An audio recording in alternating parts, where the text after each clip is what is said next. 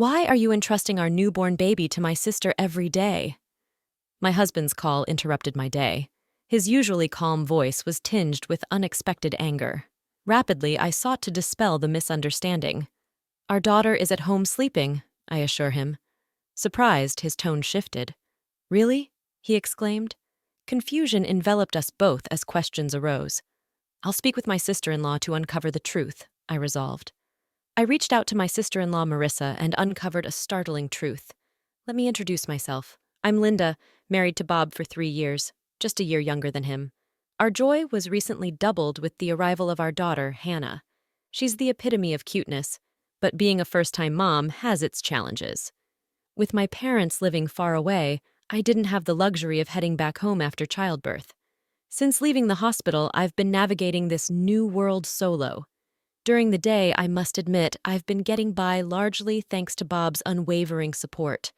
Despite his long work hours, he's always there for Hannah and me, never once complaining.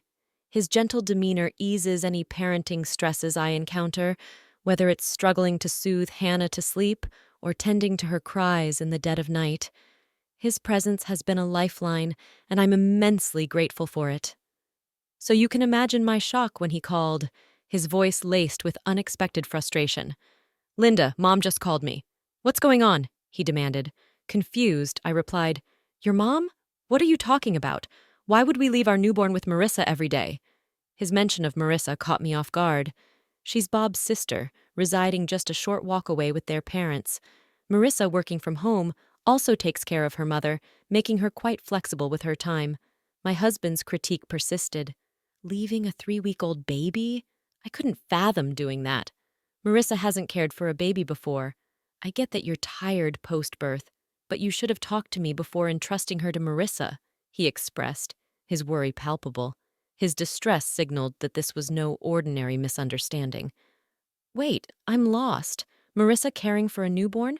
Why did your mom call you? Why would I need your consultation? What do you mean leaving Hannah with Marissa? Have I been doing that? I countered, utterly bewildered. It's been nearly 2 weeks. Marissa didn't complain, not wanting to strain your relationship. But Mom couldn't stay silent, he clarified. Bob's revelations stunned me. It was a narrative I had no recollection of. With my daughter right beside me, with numerous questions swirling, I prioritized clearing the confusion swiftly. I assured him, Hannah's right here with me. Bob's astonishment resurfaced. What do you mean? He inquired. I'm just as confused as you are. Honestly, I've been following the advice to keep newborns indoors.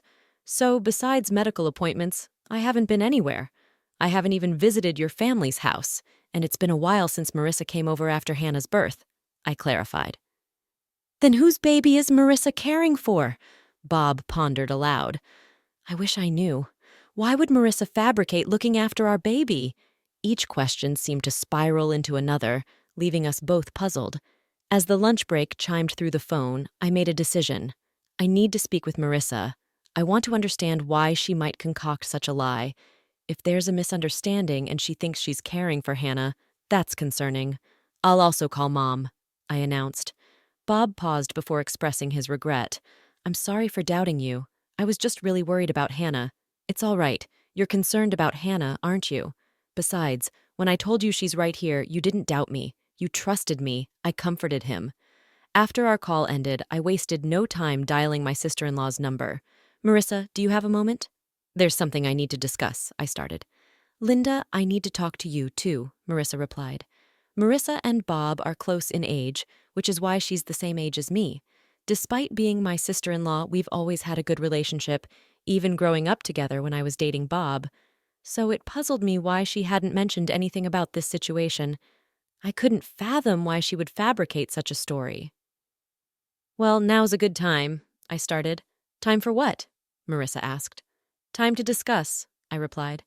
Marissa, what's this about you looking after Hannah? I haven't left her with anyone, I questioned, bewildered. Huh? Marissa's surprised voice followed, accompanied by the sound of a crying baby. It seemed she was indeed tending to an infant. Listening to Marissa's reaction, a realization dawned on me. Marissa wasn't fabricating anything. She genuinely believed she was caring for Hannah. To dispel her misconception, I began to explain the truth. Hannah's right here with me, fast asleep. I'm really baffled by all of this. But how did you end up with a baby, Marissa? And why do you think it was Hannah? I asked, seeking clarity. Marissa replied, shedding light on the situation. Last week, Dad dropped off a baby with me. He said, Linda seems overwhelmed, so you should assist her with the baby. This revelation left me dumbfounded. Then Marissa disclosed another shocking detail. I was terrified because I've never cared for a baby. I hadn't heard from you, Linda, and when I considered calling you, Dad warned, if you contact Linda, she'll just stress out. Show some consideration for your sister-in-law. I have my own responsibilities, even when I'm at home. It appeared that my father-in-law's deceit initiated this chaos, but the identity of the child Marissa was caring for remained unclear. Thinking that confronting my father-in-law directly might solve the confusion, I inquired if he was home. Unfortunately, he's out at the moment. Lately, he returns home late in the evening, takes the child Marissa has been tending to, claiming he'll return her to Linda, then leaves again. He usually returns in about 20 to 30 minutes, Marissa explained. Frustrated by my father-in-law's manipulation involving my daughter and me, I felt compelled to address the situation head-on. I understand. I'll discuss this with Bob, but we might visit tonight, I decided. Before ending the call, I promptly emailed my husband, detailing what I learned from his sister.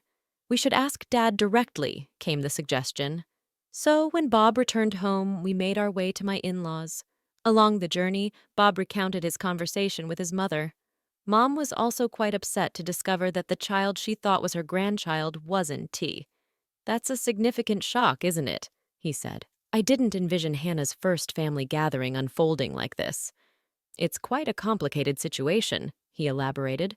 Due to her back issues, his mother hadn't met our daughter yet. I had hoped to introduce Hannah to her once she was ready to venture out after a month. But now I found myself disheartened that our introduction had to occur amidst such turmoil. Upon reaching my in-laws' home, we found my mother-in-law and sister-in-law both appearing bewildered. As we entered, Marissa spoke up. Bob, Linda, Dad mentioned he would return the child we've been caring for, but he hasn't returned yet. Understanding the situation, Bob intervened. I see, Mom. Despite the confusion, this is our daughter, Hannah. With that, I brought Hannah closer to my mother-in-law. Upon laying eyes on Hannah, my mother-in-law's expression softened. She's absolutely adorable. She bears a striking resemblance to Bob when he was a baby. I'm thrilled to finally meet her, and Linda, you've done remarkably well. I'm sorry you've been entangled in all of this, she expressed with sincerity. It's all right. I'm just as perplexed as everyone else, I responded. Just as I spoke, Marissa chimed in. I'm baffled too. Who is this child I've been caring for? I don't understand why Dad would lie like this. I've been putting in so much effort, believing it was Hannah. He should consider my feelings too. Marissa's frustration mirrored my own towards her father-in-law. Attempting to lighten the mood, Bob interjected. But, Marissa, you've met Hannah before. You should have noticed it's a different baby. Well, don't all babies look alike? I thought something was off, but I assumed the baby's appearances changed quickly.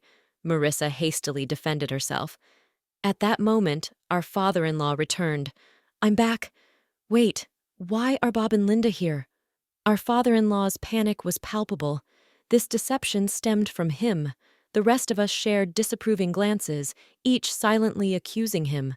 Struggling under the tension, our father-in-law began to stutter. Oh, Linda, it's been some time. What brings you here? Did you forget something? He attempted to divert attention. Turning to Marissa, he added, Marissa, what's going on? I asked you to check for forgotten items. I seethed with anger at our father-in-law's manipulation, using mine and my daughter's names in his deceit, and then shifting the blame onto Marissa. I instinctively held my daughter closer, feeling the tension radiate through the room. Both my husband and sister-in-law shared the same sentiment, their fists clenched in frustration. It was me who broke the silence, the anger evident in my voice. That's seriously beyond unacceptable, even for you. What do you mean? My father-in-law seemed startled by the intensity of my tone. My husband and sister-in-law echoed my sentiments, demanding answers. Dad, explain yourself.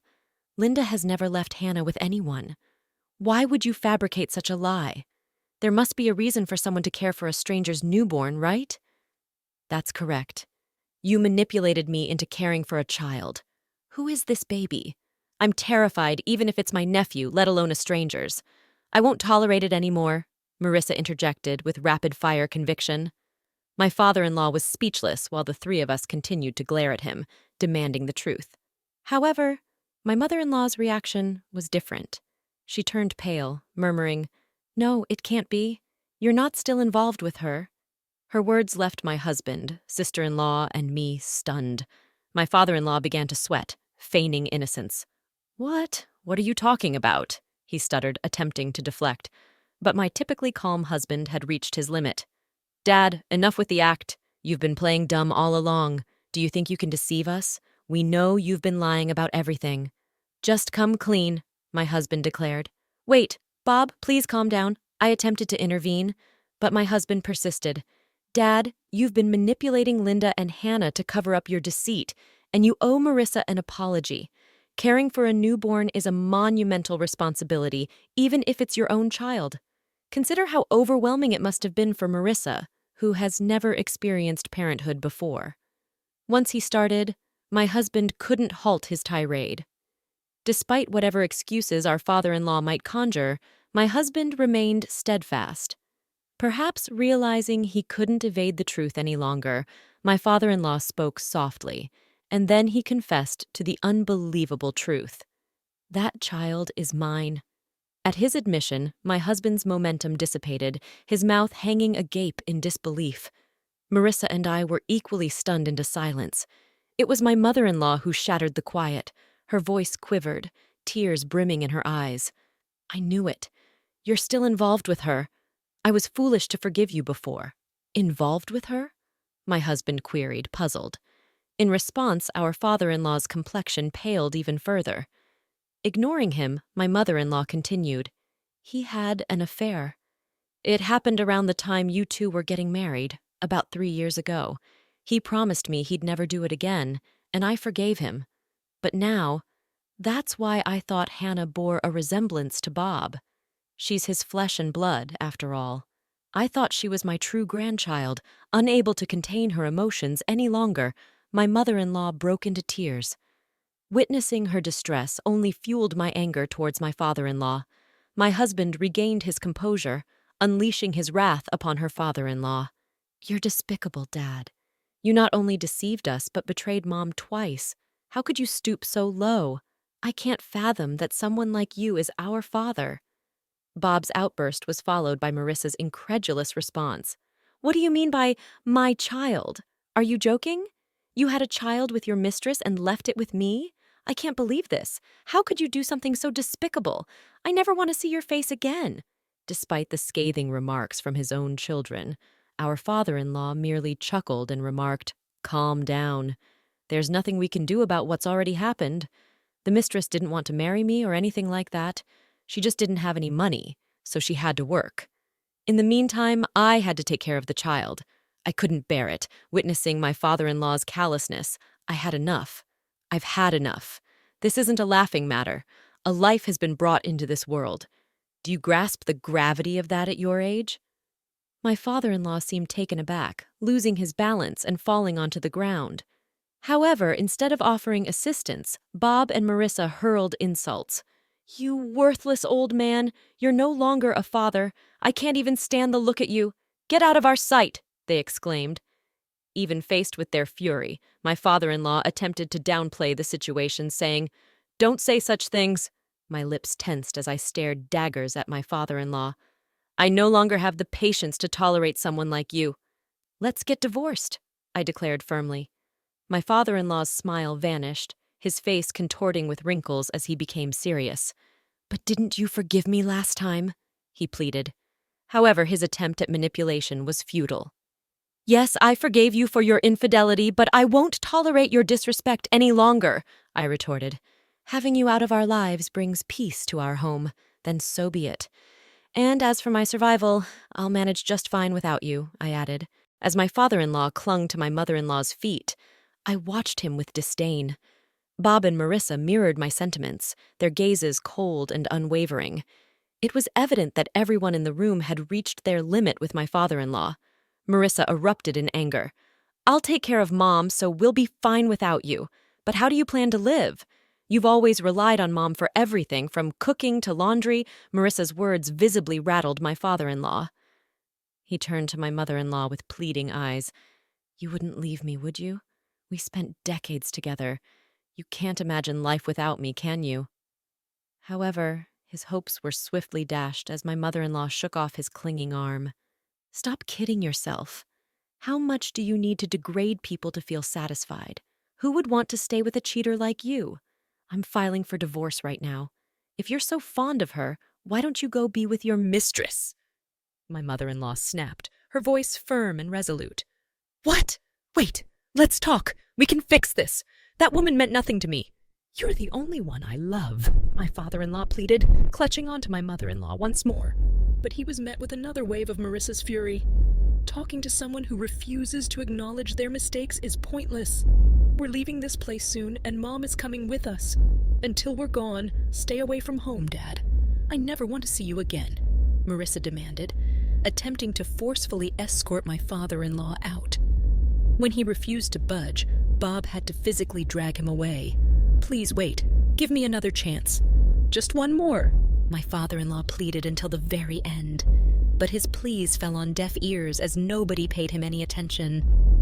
As Marissa had foreseen, my father-in-law's life spiraled into chaos. Struggling to manage even the simplest tasks, he found himself unable to tolerate the growing clutter and filth in his home. Desperate for assistance, he turned to his mistress, only to be met with rejection at her doorstep. It appeared she had no intention of marrying him either. With no one left to care for the children, his mistress was unable to work, leading to financial strain. She began pressing my father-in-law for alimony, even resorting to legal action to secure child support. Meanwhile, my sister-in-law and mother-in-law relocated to an apartment not far from ours. As over a month had passed since Hannah's birth, I started visiting them more frequently, accompanied by Hannah. I maintained my amicable relationship with Marissa, acting as if nothing had changed, and my bond with my mother-in-law remained strong. Moving forward, I'm determined to raise my daughter to the best of my abilities, with the support of my husband, sister-in-law, and mother-in-law by my side.